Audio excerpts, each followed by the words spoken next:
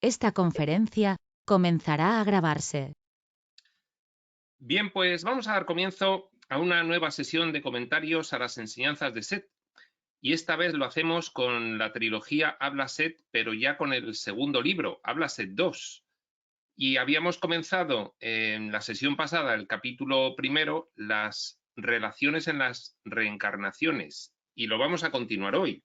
Estamos en la página 15 del libro regular. De este libro Habla Seth 2. Y nos habíamos quedado en un descanso que hacían en la sesión Jane y Rob con Seth. Con lo cual, bueno, pues vamos a continuar a partir de aquí. Seth había empezado a hablar de este tema interesantísimo a Rob a través de Jane. Y bien, pues vamos a continuar seguidamente sin más preámbulo. Y dice, vamos a leer el párrafo previo y después enlazamos con el punto en el que empezamos hoy. El párrafo previo dice, bien, en este capítulo sobre la reencarnación pongo énfasis en el tema del odio porque sus resultados pueden ser desastrosos, dice Seth. Un hombre que odia siempre se justifica a sí mismo, ya que nunca odia algo que reconozca como bueno. Odio eso porque es malo, es decir, la creencia en el mal es la raíz del odio. Y dice Seth, el odio puede tener resultados desastrosos. Claro, el odio es un grado más, una ejecución extrema o actuación extrema en la experiencia de lo que es la creencia en el mal, odiar lo que es malo.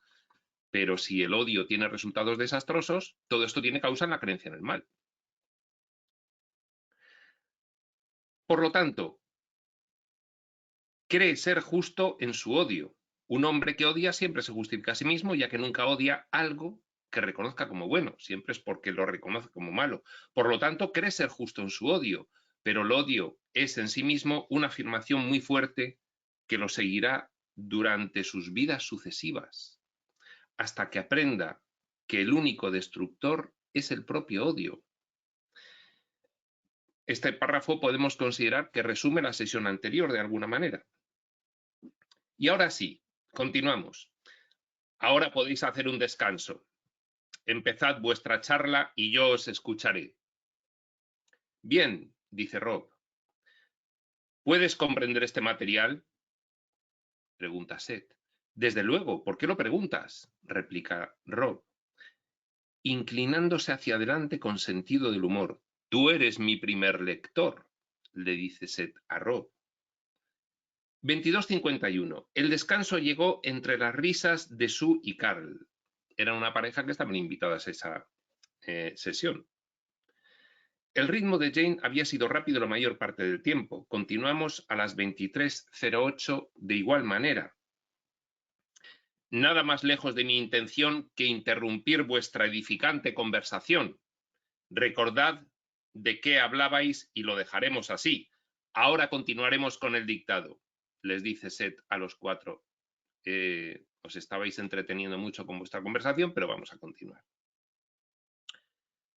Me gustaría dejar claro que tampoco se gana nada odiando al odio, pues se cae en la misma trampa. Es que el odio tiene resultados desastrosos, sea cual sea el objeto del odio, incluso si es el mismo odio. Y la gente podría decir, pero si el odio tiene resultados desastrosos, eso significa que el odio es malo. ¡Ping! Creencia en el mal. El odio es una herramienta para la exploración de estas experiencias de dualidad extremas en los opuestos de bien y mal. Aquí, en este escenario del espacio-tiempo, el odio es una herramienta. Odiar el odio vuelve a ser incurrir en el odio. Es decir, no, yo odio que experimentemos la dualidad extrema. Bueno, pues no te estás saliendo de la dualidad por odiar la dualidad. Eso es lo que dice Seth. Cuidado. Se cae en la misma trampa. Lo que hace falta es confiar plenamente en la naturaleza de la vitalidad. y tener fe en que todos los elementos de la experiencia, todos, se utilizan para un bien mayor, aunque no podáis percibir la manera en que el mal se transmuta en creatividad. Cuando Seth se expresa así, todos los elementos de la experiencia se utilizan para un bien mayor. Alguien podría decir, Seth también está juzgando, está diciendo que esto es mejor que otra cosa. Está utilizando la palabra bien. Sí, bueno, se está expresando en nuestro lenguaje coloquial. Nosotros pues, nos expresamos así por ahora. Podríamos sustituir la frase y decir, lo que hace falta es confiar plenamente en la naturaleza de la vitalidad y tener fe en que todos los elementos de la experiencia se utilizan para un mayor beneficio de la evolución, no para un bien mayor. Podríamos expresarnos así, pero nos expresamos como nos expresamos. Entonces hay que saber diferenciar el grano de la paja. No, Seth acaba de incurrir en lo mismo que él dice que no hay que incurrir. Que no, que es una expresión coloquial. Pues bien, dice,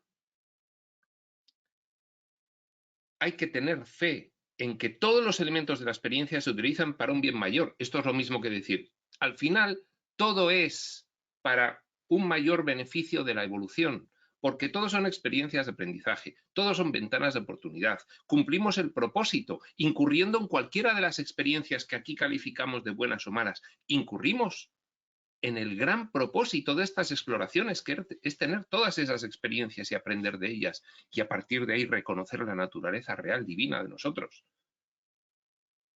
A partir de todo acontecimiento dispar y diverso. Aunque no podáis percibir la manera en que el mal se transmuta en creatividad. No, eso es malo de por sí y entonces es rechazable de todo punto. Bien, desde dentro del escenario, en el dramita de los personajes involucrados, sí. Desde el sentido profundo o fuera del escenario, es creatividad que genera ventanas de oportunidad para poder tener aprendizajes de la propia naturaleza de uno mismo y de la realidad que les rodea, en la cual están los demás también. Con lo cual, bienvenidas sean las experiencias. Luego se aprovechan o no. Aquello que amáis también formará parte de vuestra experiencia en esta vida y en otras.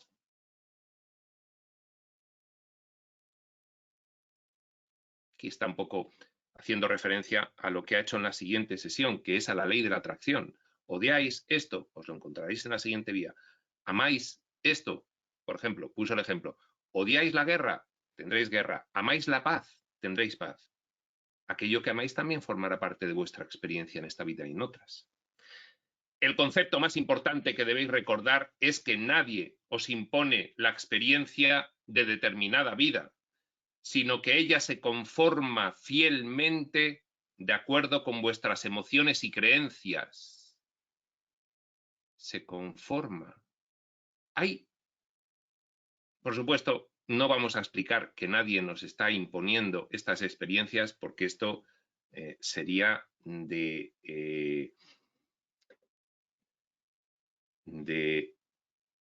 preinfantil, de espiritualidad. Es decir, ya todos tenemos que tener una idea bastante clara de que somos absolutamente responsables de todo lo que experimentamos, dado que por niveles lo hemos ido decidiendo, por niveles. En un nivel se decide una cosa, dentro de eso que se decidió en el siguiente nivel se decide otra, son perímetros que cada vez se van restringiendo más, pero todos son decisiones nuestras previas. Vale, eso no lo vamos a explicar más. Pero fijaos lo que dice. No es que alguien os imponga la experiencia de determinada vida, no es eso, sino que ella se conforma fielmente de acuerdo con vuestras emociones y creencias. Entonces, hay dos elementos que conforman el resultado final de una experiencia vital. Dos elementos. Primero, planificación previa de retos y oportunidades. retos en forma de acontecimientos que son oportunidades de aprendizaje. Planificación previa que se realiza en el periodo entre vidas y que obedece al propósito general del ciclo de reencarnaciones. Y luego, el libre albedrío en tiempo real. El libre albedrío en tiempo real, por el cual el personaje es capaz de generar cambios en lo planificado y conforme a sus emociones y creencias, adaptar nuevos retos o eliminar otros debido a aprendizajes que se producen en su experiencia vital previa. Dos elementos, planificación previa y capacidad de modificación en tiempo real de lo planificado. Jane como Seth transmitió este material vigorosamente y con ritmo rápido, anota Rob. Sigue Seth. El gran poder de la energía del amor y la creatividad resulta evidente en el mero hecho de vuestra existencia. Es que no le damos valor a la vida en sí. Estamos tan acostumbrados en estas experiencias a estar rodeados de vida, no solo humana, sino animal y vegetal, que no le damos valor, pero es que la vida en sí ya tenía que contestar a muchos interrogantes trascendentes que el hombre realiza. El que haya vida ya podría, en una lógica aplastante, llevar ese hecho por sí solo a la creencia en una primera causa vital. Porque ¿cómo podría haber vida que no proviniese de una vida? ¿Y cómo podría haber una vida que no proviniese de ninguna? Pues siendo autoexistente, tal cual es esa gran mente divina que conformamos el conjunto Dios-filiación, tal como somos realmente. Quiero decir que observando aquí la vida, el milagro de la vida y su gran poder de la energía del amor y la creatividad, ya podríamos tener contestadas muchas preguntas de la espiritualidad. Esta es una verdad olvidada muy a menudo. Dos puntos. Que la combinación de la conciencia y la existencia, vida, es una combinación de conciencia y existencia, continúan y absorben aquellos elementos que os parecen tan destructivos a vosotros. Es que realmente eso es lo que debería prevalecer finalmente, ese éxtasis final de poder observar la vida, combinación de conciencia y existencia, y poder apreciarlo por encima de todas las demás circunstancias que tiene la vida de cada persona. Esto podría llevar al sexto nivel de conciencia. Veo a Dios en todas las cosas. Al ver esa combinación de conciencia y existencia que es la vida, veo a Dios en todas las cosas. Podría llevar a cualquiera sin oír ni una sola palabra expresa de espiritualidad profunda. De hecho, esto es lo que llevaba a las antiguas tribus espirituales,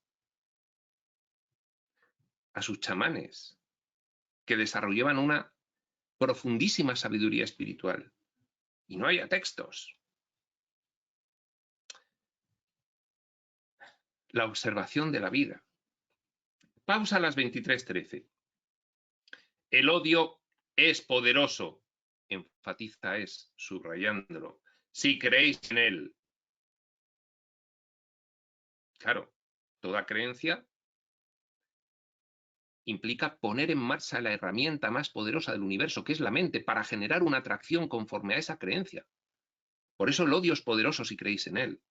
Sin embargo, aunque odiéis la vida, continuaréis existiendo.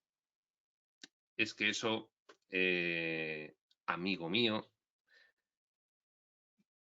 está fuera de tus potestades. La vida es autoexistente porque proviene directamente de la primera causa, no de ti. Y por lo tanto, aunque odies la vida, continuarás existiendo. Esto es lo que explica muy bien un curso de milagros. Cada uno de vosotros ha concertado citas que habéis olvidado, citas que, por así decirlo, habéis concertado antes de nacer en esta existencia.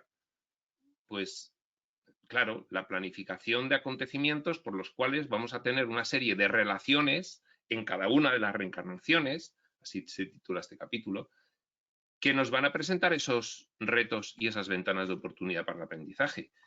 Hemos concertado muchas citas, citas que hemos olvidado. Claro, al nacer, naces con la mentecita material, con la consciencia de vigilia en blanco. No te acuerdas de las planificaciones que has realizado, de las citas que te has puesto en esta misma vida.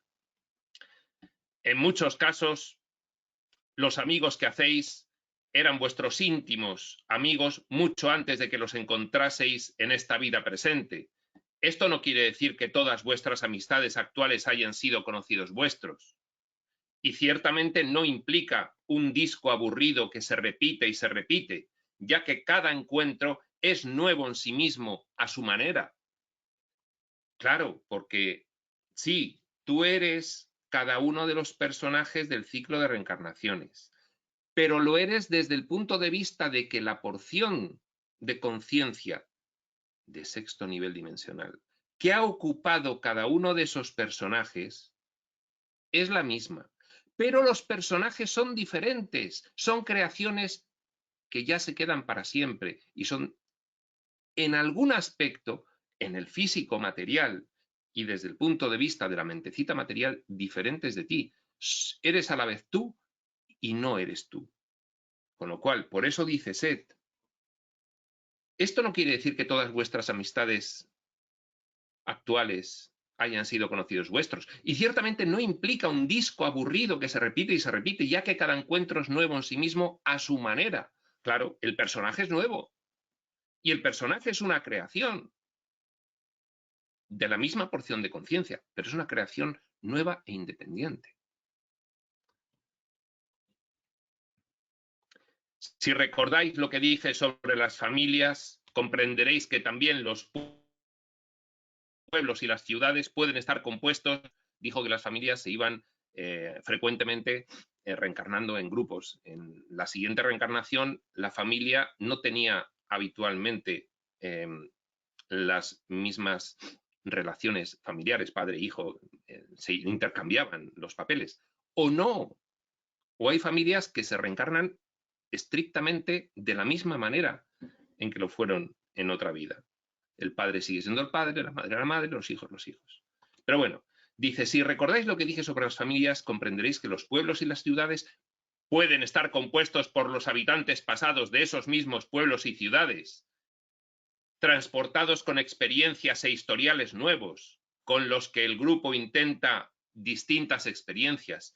Esto es impresionante, sobre todo para las personas que disfruten del privilegio, aunque vivan en grandes ciudades, de haber nacido en un pueblo pequeño o que su padre o su abuelo haya nacido en un pueblo pequeño, que siga siendo, por lo tanto, tu pueblo. Y entonces, bueno, pues hay un número de habitantes. Pensar que, como dice Set, es ciertamente frecuente que en los pueblos se vuelven a reencarnar las mismas generaciones del pasado. Esto es impresionante.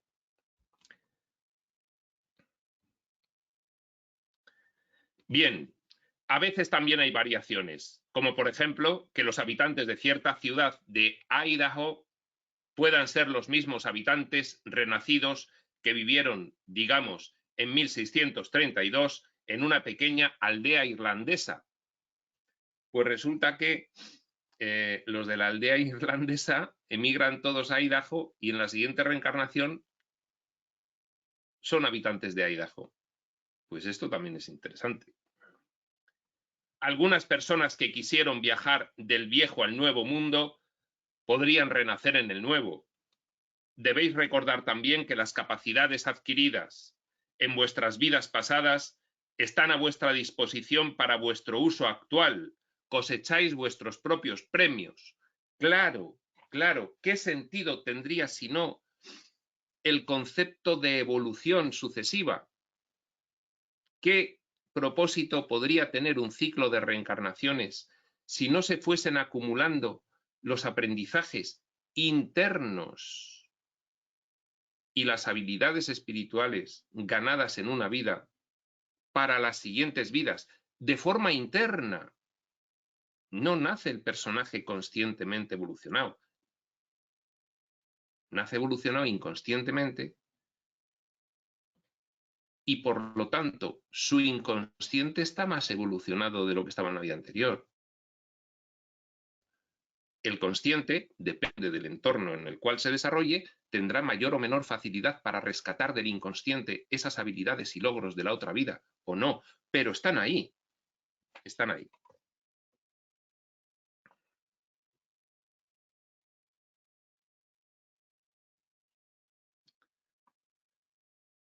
A menudo se os da información sobre esto durante el sueño. Y también existe un tipo de sueño, a manera de Gestalt, un sueño raíz, a través del cual se comunican entre sí aquellos que se conocieron en vidas pasadas. Es que en fase de sueño hacemos tantas cosas. Seth nos va contando, hacéis esto y hacéis aquello, y tenéis viajes multidimensionales, y recibís información sobre vuestras habilidades y logros internos que tenéis inconscientes luego cuando os despertáis en la consciencia de vigilia. Y tenéis una especie de comunicación con los personajes que habéis conocido en vidas pasadas y en fase de sueños comunicáis con ellos. En fin, no en vano dice que en los sueños tenemos muchísima más actividad habitualmente, al menos actividad relevante a efectos espirituales, que en vigilia. En estos sueños se da información general colectiva, que luego las personas pueden usar según su deseo. Es que en ese turismo multidimensional acudimos a aulas de sexto nivel dimensional, aulas astrales, en las cuales ahí pues nos van contando cosas, pues por ejemplo en relación a estos grupos de reencarnación y a sus propósitos.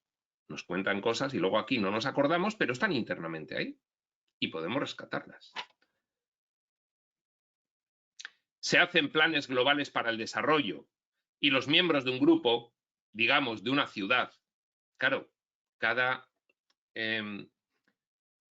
persona humana, cada personaje, pertenece a muchos grupos, porque está el de su familia, el de sus relaciones de trabajo, el de sus amigos, el de su barrio, el de su pueblo, el de su ciudad, el de su provincia, el de su región, el de su país, el de su gremio profesional, y por las noches todos esos colectivos son cada uno una gestalt, una constelación en la cual se da información para el desarrollo y se toman decisiones sobre el destino del grupo.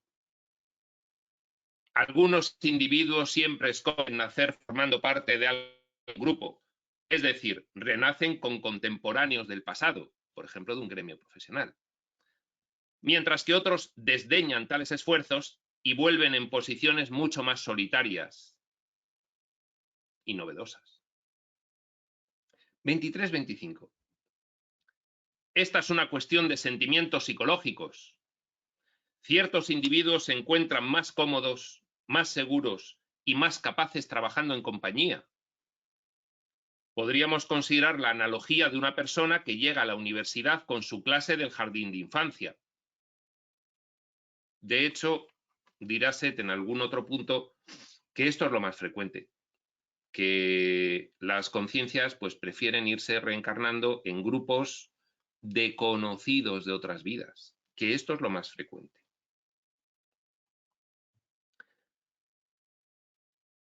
En sus reencarnaciones, esta persona siempre escogería volver con sus compañeros. Otros, en cambio, saltarían de escuela en escuela y aparecerían solos, hablando relativamente, con una libertad y un reto mayores, pero sin el reconfortante marco de seguridad que escogen los anteriores.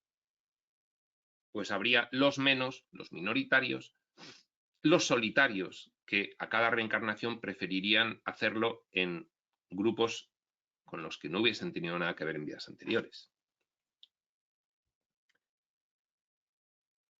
Más libre y con un reto mayor, pero sin el reconfortante marco de seguridad de reencarnarte en un grupo de conciencias ya conocidas. En todos los casos, el individuo es el juez, no solo de cada vida sucesiva, de su tiempo, su entorno y la fecha histórica, sino también de su carácter superior y los métodos para lograrlo. Cada individuo planifica absolutamente y elige absolutamente todo, en cada vida sucesiva, todo. El tiempo, el entorno, la fecha histórica, su carácter superior y los métodos para lograrlo. Por consiguiente, hay tantas maneras distintas de reencarnarse como seres internos. Por supuesto, si hay libre albedrío absoluto en la elección y planificación de las circunstancias de cada ciclo de reencarnaciones, de cada sesión, de cada vida, de cada experiencia del ciclo de reencarnaciones, aunque estés sometido al propósito general del ciclo de reencarnaciones, que lo decidiste en un principio, en un plano superior, y ejerce de marco en el cual luego toman lugares pequeñas decisiones de cómo será la siguiente vida. Pues claro, el ciclo de reencarnaciones se va desarrollando de una manera que no tiene por qué coincidir con la planificada. Entonces, aunque hay un propósito general, pero cada vida luego el individuo en el periodo entre vidas determina todo con el debido asesoramiento, a partir de la revisión de lo que ha sido la vida anterior y los logros anteriores, etcétera, etcétera.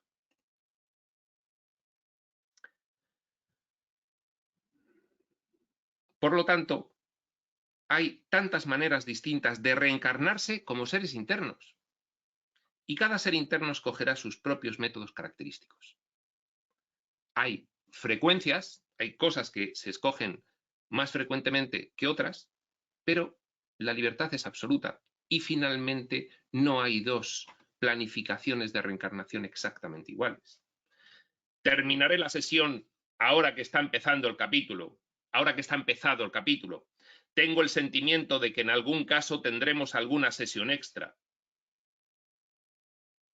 de que en cualquier caso tendremos alguna sesión extra.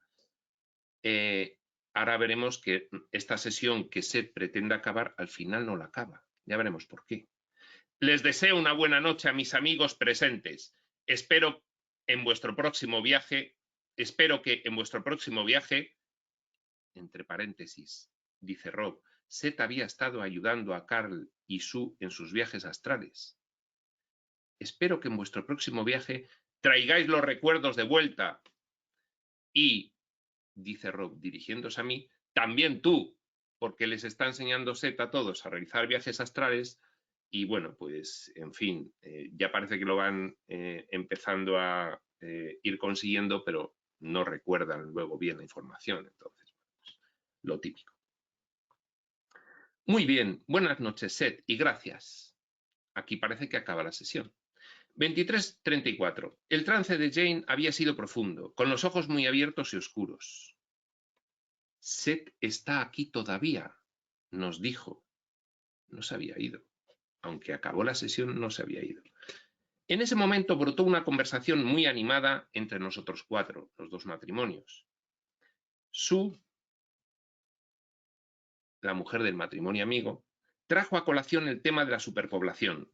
Si cierto número de entidades son los responsables de la creación de nuestro mundo físico, las almas viejas, diría Tobías, ¿de dónde vienen los seres humanos extra?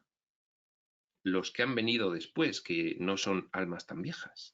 Preguntó. Yo le dije, dice Rob, que, de acuerdo con Seth, cada una de las personalidades que forma una entidad se puede manifestar físicamente tan a menudo como quiera. Rob le dice, no, es que de la misma porción de conciencia de sexto nivel dimensional pueden salir 7 porciones de conciencia que estén en el mismo escenario, por ejemplo la Tierra, en el mismo momento.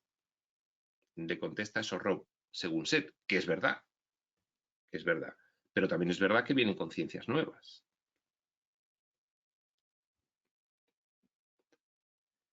Entonces nos interrumpió Set. Eran las 23:40.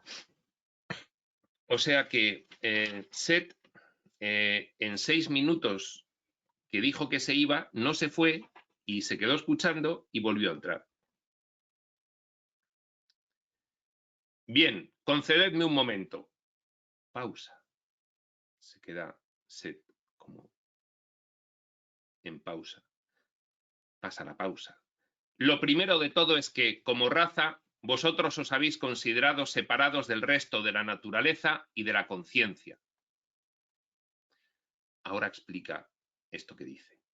Vuestra propia supervivencia como especie ha sido vuestra principal inquietud. Solo considerabais a las otras especies a la luz del uso que pudierais darles. Parece que Set aquí va a empezar a sacar los argumentos animalistas.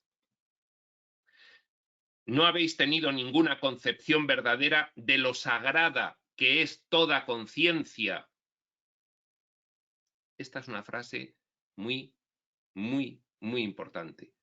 No habéis tenido ninguna concepción verdadera.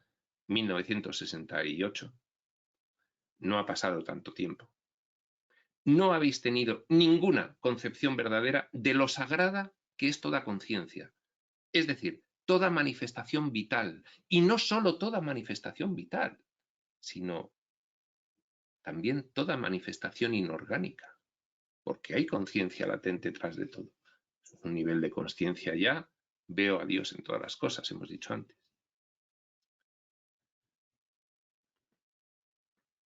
No habéis tenido ninguna concepción verdadera de lo sagrada que es toda conciencia, ni de vuestra relación con ella. Luego nos dirá Jesús, en un curso de amor, 30 años más tarde, la relación es sagrada y es con todas las cosas, no solamente con las que consideráis desde vuestra consciencia de vigilia. Fijaos lo que dice Set. No habéis tenido ninguna concepción verdadera de lo sagrada que es toda conciencia, ni de vuestra relación con ella, que dirá Jesús, que también es sagrada. En sí, la relación, en sí, independientemente de con qué. Estabais perdiendo el control de esa enorme verdad. En las circunstancias presentes continuáis manteniendo la idea de la supervivencia racial. Hay mucha gente todavía en 2022 en nivel de conciencia 1, supervivencia y reproducción, en 1968 más.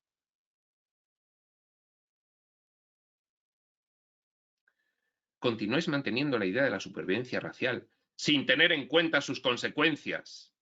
La idea de cambiar el entorno para adaptarlo a vuestros propósitos, y eso os ha llevado a descuidar las verdades espirituales. Fijaos que con independencia de la manipulación de motivos con los que algunos grupos humanos utilicen el ecologismo, el animalismo, son esas ideologías, cuando son sinceras y honestas y desprovistas de sectarismo, son portadoras de grandes verdades espirituales. Lo mismo que otras ideologías humanas. El comunismo es portadora de grandes verdades espirituales, pero eso llegará cuando tengamos un nivel de conciencia adecuado, mientras no se puede imponer ninguna ideología, porque juega esa imposición contra un principio de rango mayor, que es el de libre albedrío, el de la libertad. No se puede imponer ninguna ideología por buena que se crea, que se considera, y menos cuando el momento evolutivo no es el adecuado. Pero fijaos lo que dice Set.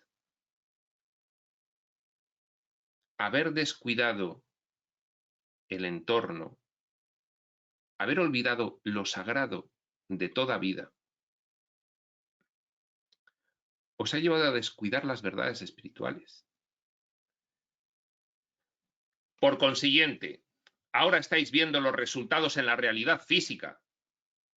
Ahora estáis recibiendo la cosecha de lo que habéis plantado. Bien, esas personalidades que están volviendo lo hacen por varias razones. Ahora se refiere a esa pregunta que hizo Su. Si las almas viejas eran menos, ¿por qué ahora hay más conciencias en la Tierra? Le dice Rob, porque una porción de conciencia planificadora de sexto nivel dimensional genera varios personajes en séptimo nivel dimensional. Bien, añado yo de otros textos, no solo por eso, sino porque vienen más conciencias aquí, de otras porciones que no están planificando en la Tierra, sino de por ahí. Pero ya va a entrar Set en el meollo de la cuestión y dice, bien, esas personalidades, repetimos, que están volviendo lo hacen por varias razones. Algunos de ellos se ven arrastrados de nuevo a la vida física debido a sus actitudes. Apego, por ejemplo. Son aquellos que en el pasado, hablando en vuestros términos, deseaban fervientemente la existencia física, sin considerar los derechos de las otras especies. Típico de los niveles de consciencia 1, 2 y 3. Supervivencia y reproducción, dolor y victimismo, dominio y poder. No tenían en cuenta los derechos de las otras especies, ni siquiera de los miembros de su misma especie. Son sus propios deseos los que los conducen de vuelta. La raza debe aprender el valor del hombre individual. También está aprendiendo su dependencia de las otras especies y empieza a comprender su posición en el marco total de la realidad física. Poco a poco nos vamos dando cuenta de que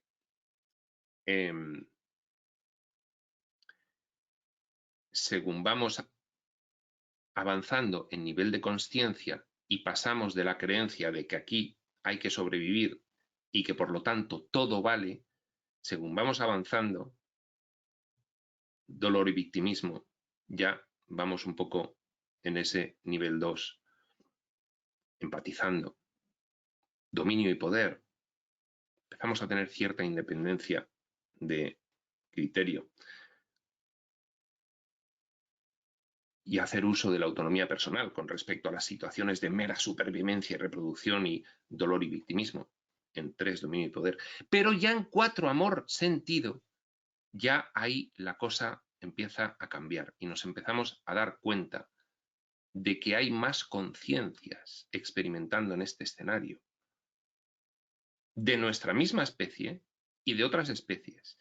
Y nos empezamos a dar cuenta, aunque sea inconscientemente o subconscientemente o con muy poco criterio todavía, de que la vida es sagrada. Y entonces poco a poco empezamos a comprender nuestra posición en el marco total de la realidad física. Bien, ciertos individuos renacen en este tiempo, simplemente para ayudaros a comprender. Esto también sabemos que hay planificaciones en las que alguien le toca el papel más tonto, ese que se muere pues rapidísimamente o en fin, o que tiene una experiencia. Y es que en planificación pues alguien ha dicho, yo me presto a ese papel por vosotros, no os preocupéis, yo hago ese papel más feo en esta vida, porque bueno, pues en fin, el nivel de comprensión en el periodo entre vidas de lo que es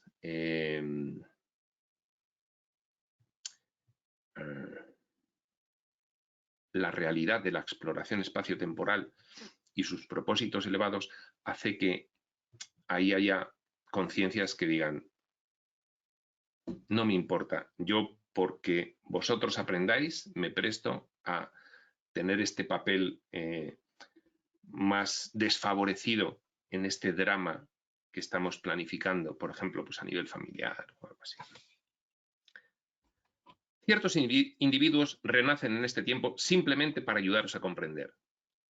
Están forzando el problema y están forzando la crisis, pues aún tenéis tiempo para cambiar de actitud.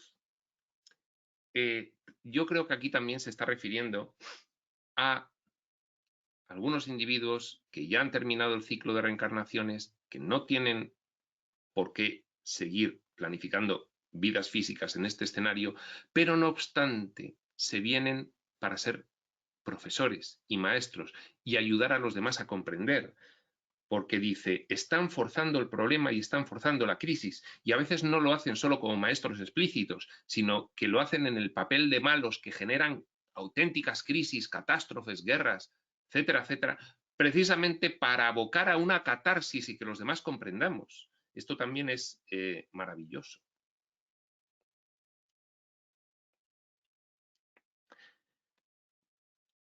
Pues aún tenéis tiempo para cambiar de actitud, dice Seth. Vaya, luego después nos dirán Quirión y Tobías, lograsteis cambiar de actitud, al menos los suficientes para evitar el colapso de vuestra instancia civilizatoria. Lo evitasteis. No vamos a entrar en esto ahora, pero el que tenga curiosidad, que comience a seguir las series de... Bueno, que comience por el principio, que no llevamos mucho, las series de Quirión y de Tobías, y ahí se explica todo esto.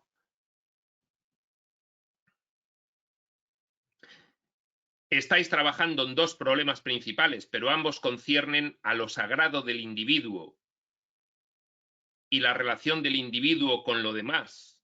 Lo sagrado del individuo es lo sagrado de la vida y la relación del individuo con lo demás es lo sagrado de la relación. Recuerdo, nos lo dirá Jesús después de forma muy explícita en un curso de milagros, pero mucho más explícita en un curso de amor. La vida es sagrada, pero la relación en sí, da igual con qué o con quién, también lo es. Y así deberíamos de considerarla. Lo contrario es lo que hacemos ahora, que en fin, somos muy distantes de todo y todos, salvo en lo que nos interesa, familia, amigos, entorno laboral, nuestras cosas. En lo que no son familia, amigos, entorno laboral o nuestras cosas, ¿qué relación? ¿Qué dices? Pues ahí está lo que dice Seth. Poco a poco nos vamos dando cuenta de que el hecho de poder relacionarnos con cosas externas es sagrado porque es, según dice Jesús en un curso de amor, una parada en el camino hacia la consciencia de unidad, una parada necesaria en ese camino. Para poder llegar a tener consciencia de unidad, primero hay que realizar un tránsito con varias paradas. Y una es ser conscientes de la sacralidad, del carácter sagrado, de la relación, como mero concepto, independientemente de con qué se tenga. Es decir, con todo. Repetimos, estáis trabajando en dos problemas principales. Y estos son dos problemas principales para este periodo de evolución de la consciencia colectiva de la humanidad en la Tierra. Uno, lo sagrado del individuo. Por eso nos llevamos bastante mejor entre humanos. Véase la Segunda Guerra Mundial para entenderlo y la Primera. Ahora nos llevamos bastante mejor.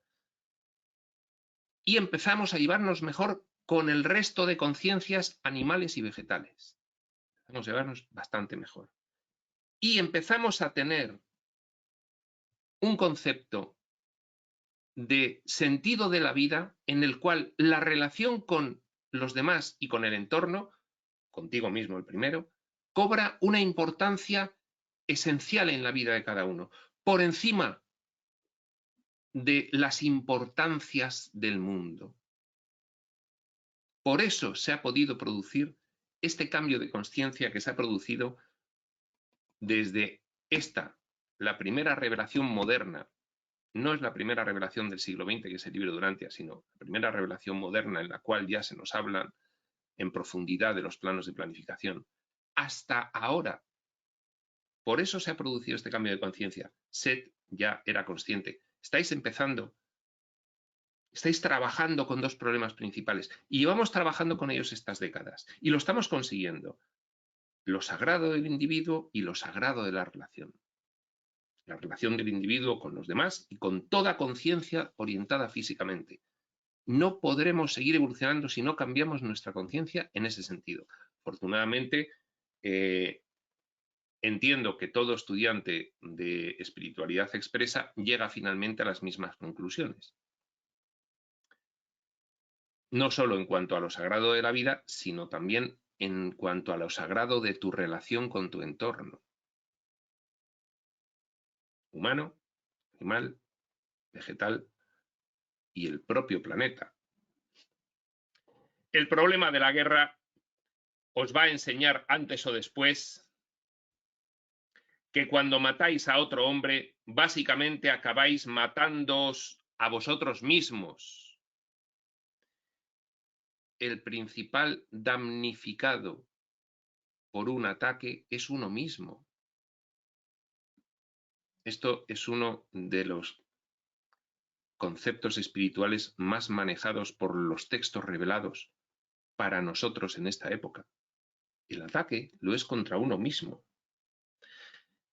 El problema de la superpoblación ahora ya va a la respuesta a esa pregunta que le hacía Sue a los otros tres, a su marido Carl y a Jane y a Rob.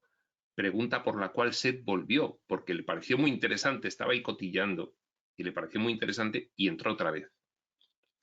Y dice, el problema de la superpoblación os enseñará que si no os preocupáis con cariño por el entorno en el que vivís, a la larga este no podrá manteneros, ya que no seréis dignos de él. No vais a destruir el planeta. En esto coincide exactamente con lo que actualmente hace un par de décadas, menos década y media, pues dicen ya, por ejemplo, Tobías y Crión, no vamos a destruir el planeta. No vais a destruir los pájaros y las flores o los cereales y los animales. Vosotros no seréis dignos de ellos y ellos os destruirán a vosotros. Atención, que pocas veces se pone tan contundente. Es que no son razas inferiores. Es que las conciencias trascendentes a toda manifestación vital, sean humanas, animales, vegetales o el mismo planeta, las conciencias son las mismas.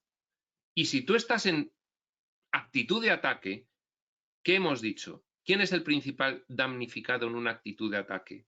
Aunque aquí en el escenario se represente que, en fin, hacemos un trato con los animales y con el mundo vegetal de explotación y misericordia. Volvamos al concepto espiritual. ¿Quién es el principal damnificado en una actitud de ataque? El que la tiene. Por eso, esto que dice Seth es alegórico, pero responde a esa verdad. Es alegórico porque, en fin, no nos van a destruir físicamente los pájaros, las flores, los cereales y los animales. El planeta sí. El planeta sí nos puede destruir físicamente. Vosotros no seréis dignos de ellos y ellos os destruirán a vosotros. Siempre en este sentido de que el que tiene actitud de ataque sea más o menos consciente o inconsciente, porque en los tres primeros niveles de consciencia, supervivencia, reproducción, dolor y victimismo y dominio y poder, no se es muy consciente de la actitud de ataque. Se es mucho más consciente de la actitud de ataque y sensible a ella en los siguientes niveles: amor sentido, 4, amor expresado, 5, 6 y 7. Por eso se toleran menos cada vez, porque se sufre mucho más por el propio que tiene la actitud de ataque, las consecuencias de su propio ataque, porque es más consciente. Pero este es el aviso de Seth. Afortunadamente, este aviso de 1968 ha cambiado mucho la cosa y le hemos hecho caso desde nuestros seres internos, esforzándonos en comprender esto que estábamos trabajando. Estáis trabajando en dos problemas principales. Ambos conciernen a lo sagrado del individuo y la relación del individuo con lo demás y con toda conciencia orientada físicamente. Bien, pues hemos realizado el trabajo. Habéis creado el problema para con vosotros mismos dentro de vuestro marco de referencia, con vuestra actitud, con el resto de seres humanos, con el resto de conciencias animales y vegetales y con el planeta, con vuestra actitud, habéis creado vosotros el problema para vosotros en vuestro propio marco de referencia, por esa obediencia al principio general de no hay mayor damnificado por el ataque que uno mismo. No entenderéis cuál es vuestra parte dentro del marco de la naturaleza hasta que realmente os veáis a vosotros mismos en peligro de destruirla. Cosa que ha ido ocurriendo estas décadas también, y ha habido una mentalización. Por favor, distingamos con madurez. Una cosa es el uso interesado que se hace de la ideología ecologista por algunos, incluso sectaria. Y otra cosa es el valor profundo de contenido que tiene en sí el ecologismo y el animalismo, que son, como dice Seth, portadores de grandes verdades espirituales. Ahora, como hay algunos que manipulan esas ideologías en su beneficio, los estudiantes de espiritualidad debemos de cuidarnos muy mucho de no tachar los profundos contenidos de verdad espiritual del animalismo y del ecologismo, porque algunos pocos abusen y los manipulen en beneficio propio de forma sectaria. Separar el grano de la paja. No podéis destruir la conciencia, ni tan siquiera podéis anular la conciencia de una simple hoja. Pero en vuestro contexto, si no se solucionan los problemas, ellos se desvanecerán de vuestra experiencia.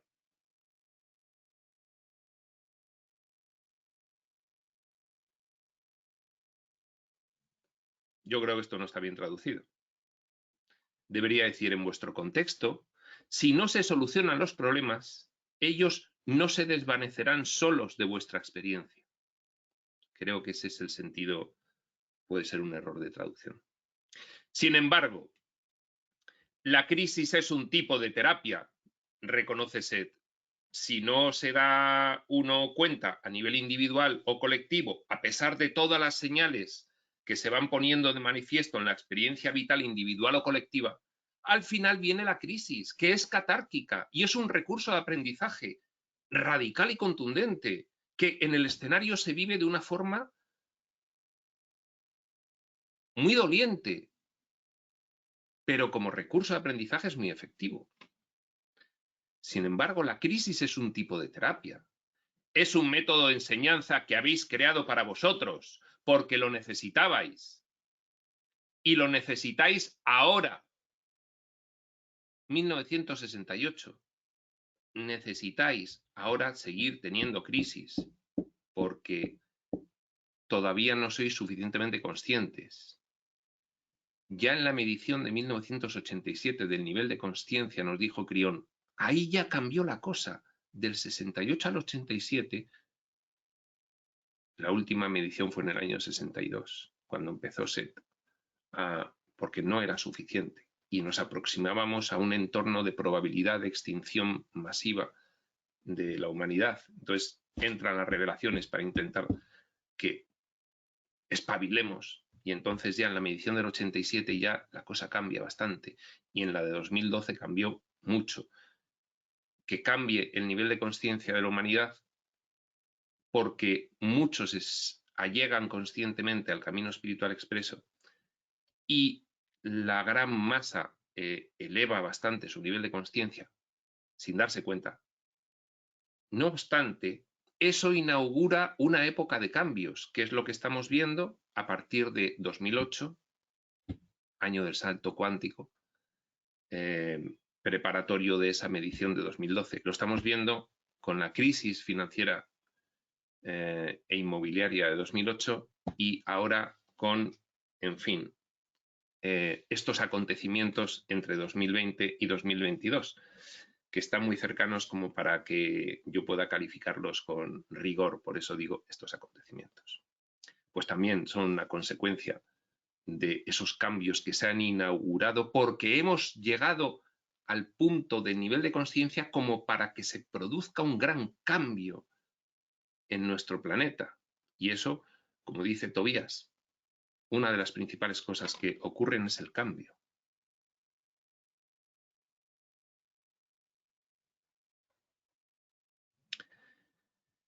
Y lo necesitáis ahora, antes de que vuestra raza se embarque en viajes a otras realidades físicas.